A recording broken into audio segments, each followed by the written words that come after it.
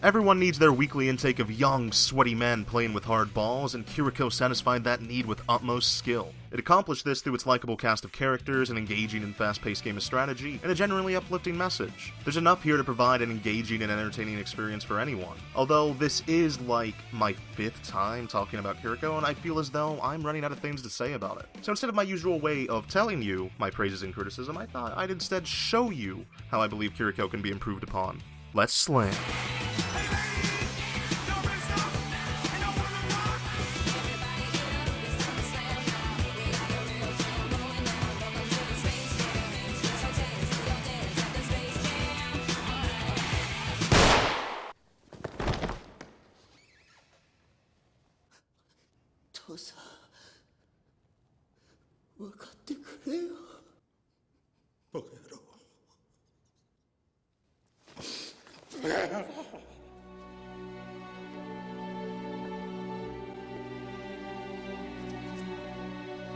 Although Kiriko, very sadly, very sadly, is not that, whatever that was, this time around with its 3rd season, previous events finally affected Kiriko's reoccurring characters and gave some great character payoff, causing slight changes to most of the cast by just knowing Kiriko, effectively conveying the main themes of the work in an understated manner, which is something I did not expect from Kiriko, to be quite honest. Due to the previous character work of the first 2 seasons, this season was Kiriko at its best.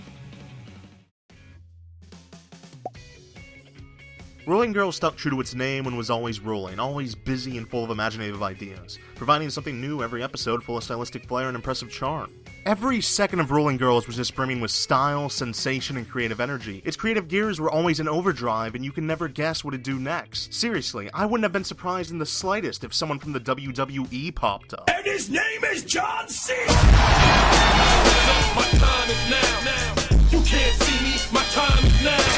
What's the franchise? No, John Cena, stop that! Stop!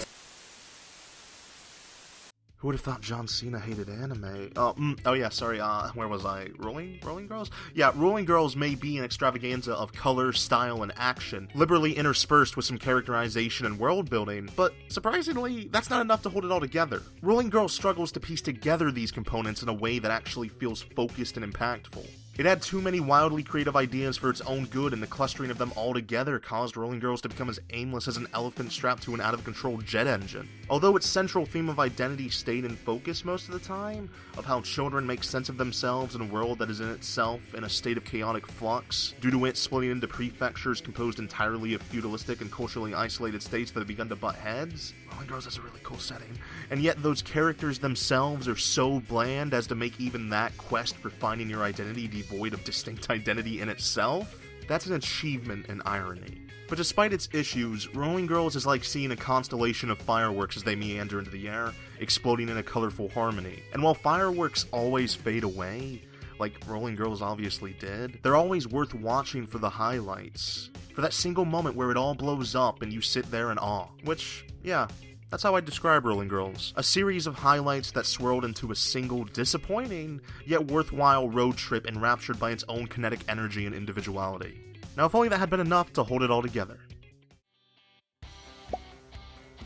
World War II era Japanese warships have never been so cute as they take on the guise of adorable teen girls. No guys, seriously guys, no, don't walk away, please. I mean, that's Cancun in a nutshell. Please don't walk away. Zaya Media took on the unenviable task of turning a defiantly narrative, unfriendly browser game into a somehow coherent show, and sadly, they took the safe route of simply indulging in the already existing audience with an easily digestible narrative, which was to be expected. As an already existing fan of the game, it was extremely entertaining seeing my favorite characters animated, and the show still managed to work well as a competent slice of life blended with some understated narrative set pieces. It also brought out a new waifu war and revealed everyone's shit taste and their best ship girl choices. Fire.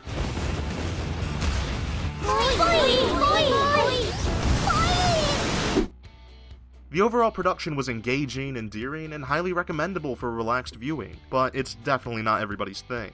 Well, it should be, because of the ridiculous sense of fun that grips you, and totally not because they're gay. Totally not because they're hardcore lesbians. Totally not because their ships rubbing up against each other. No, that's not the reason at all. That's not the reason at all. Anyways, Cancun was an enjoyable place to spend time, and it was some well-constructed entertainment, and that was enough for me.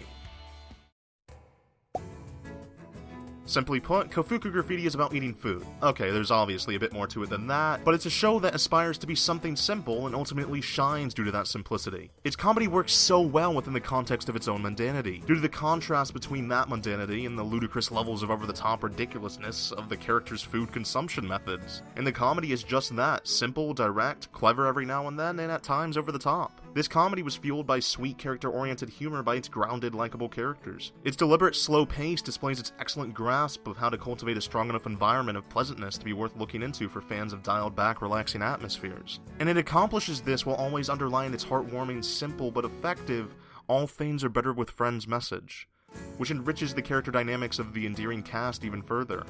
Also, they're all gay. Yeah, it's Yuri. We're not gay. We are. We're not. We're gay anime girls, and you're gonna like it. I kinda broke the fourth wall there. Sorry about that. Kofuku Graffiti sits up there with the best of the slice of life genre. It was truly a filling meal.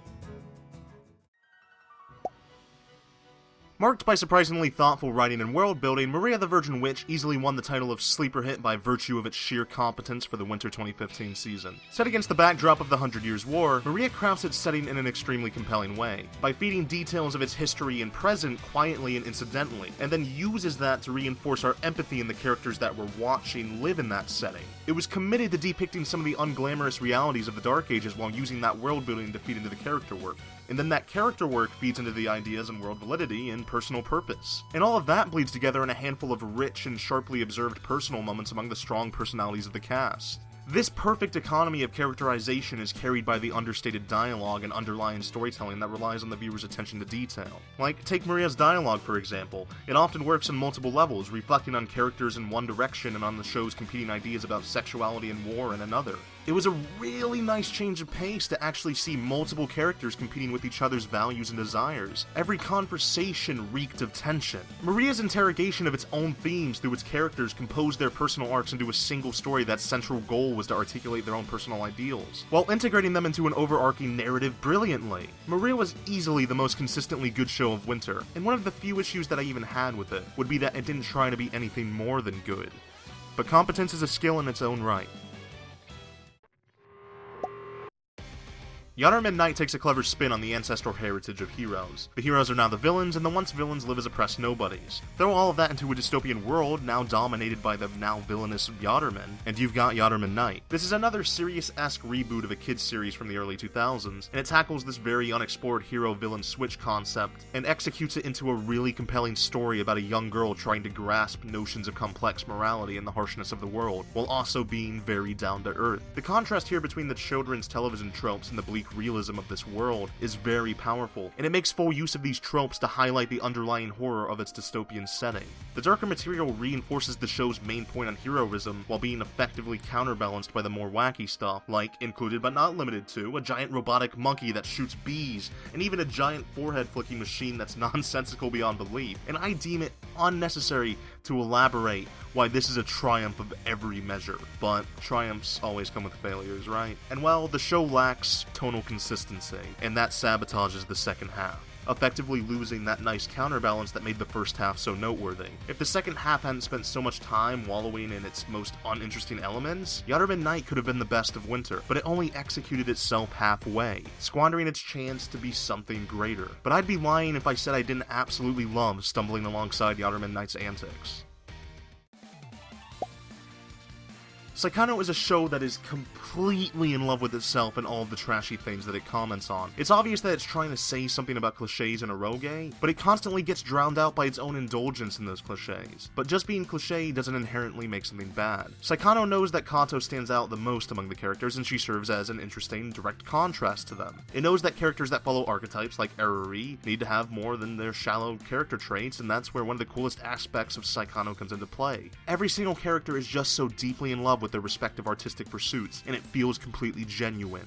That's when Saikano manages to be truly authentic, and that leads to some very personal character arcs relatable for any fellow creator. The rapid-fire style of dialogue-based humor filled with hidden meanings and actually sharp metatextual jokes made for a constant natural exchange of dialogue among the cast, which itself made for a really fun atmosphere. Saikano never rose very high above its awareness, but I just really adored each character, like, Uraha, please step on me, please, Michiro suplex me, Kato hold my fucking hand, Eriri, beat me with your twin tails, wait, no way, no. Am I really reusing this joke? No, they didn't. Oh, well, that's just rude. I mean, it's true, but it's rude.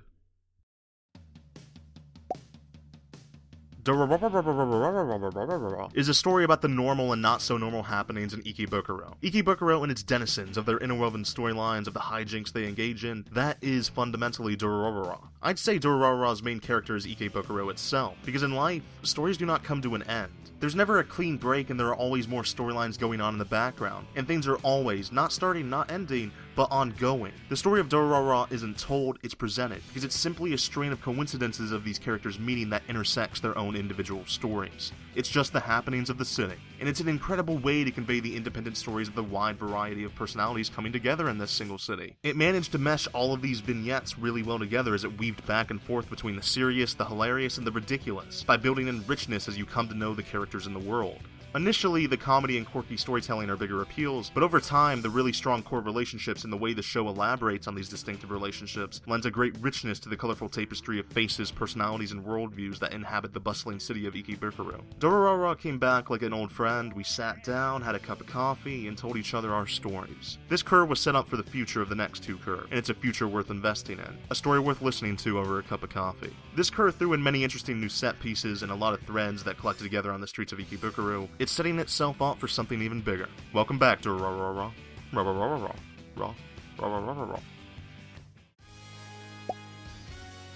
Lives are their own individual entities. They cannot help but intertwine with those of others to create much fuller narratives, and all of these narratives come together at the small bar in Purgatory known as Quindecim. Death Parade's interest in exploring these kinds of narratives boded extremely well for the show overall. Not only did it gradually unveil details about the setting, not only did it not neglect the development of reoccurring characters, but it also cultivated a tonal atmosphere that allows these tales of comparative levity to coexist alongside the stories of the Arbiters. The overwhelming sentiment that human lives cannot be systemized sold to me just how thoroughly Death Parade is engaged with the systems and ideas it suggests. It attempts to give these human beings, lost to both the intentional unfairness of the Arbiter system and the episodic structure of the series, the weight their lives deserve. These characters and their lives were portrayed with genuine gravity and empathy, raising it above my early reservations of it to just probably be a series that strings along overly morbid games for the sake of entertainment. But Death Parade was not that, it was much more. Death Parade was surprisingly a deeply compassionate show that's complete understanding of life aided its perspective on death. Death Parade delivered on that parade in a different way than I expected, but it was a parade that won't leave my memory for years to come. Like, who could forget that shocking love story that they flawlessly blended in? Oh.